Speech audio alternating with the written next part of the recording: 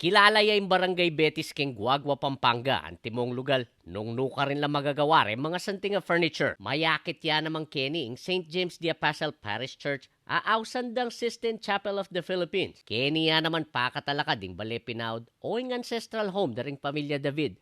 Nung nuka rin lang meragul deng 13 mikakapatad. Metanakan lang pamilya ring David, dibat King Betis Guagua. At inang meging sociology professor, obispo, arkitekto, engineer, abogado, at pintor karela. Ating bale pinaud. Yaka no basta bale. Nune metong ya naman saki kareng-karelang istorya ang timong pamilya. Anya naman lin sa dering mikakapatad David ang librong bale pinaud. A Diary of Family Memories kimpisamban Betis anyan Domingo, November 19. May gumpisayin pamikatagon keng metong amisa apeni muna na ning metong kareng mikakapatad David ay Bishop Pablo Virgilio David o Bishop Ambo. I-Bishop Ambo ang kasalungsungang bishop na ning Caloocan at presidente na ning Catholic Bishop Conference of the Philippines.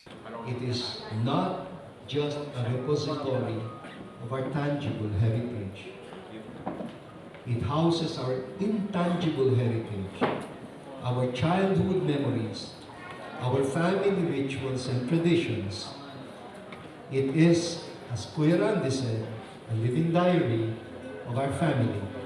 It is what keeps all of us firmly rooted in our beloved Betis.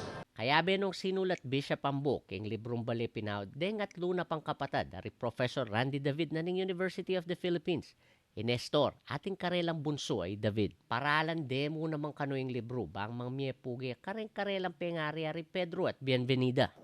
The book that we are launching today is a hodgepodge of reflections and memories about our family, about our community, about the province itself, about this church.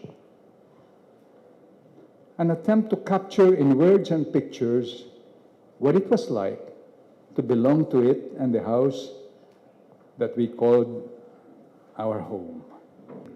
5 stories I contributed in the form of a poem written in Kapampangan. And so na-realize ko na ang purpose ko pala dito sa Bale Pinaud is to be the bridge to the next generation.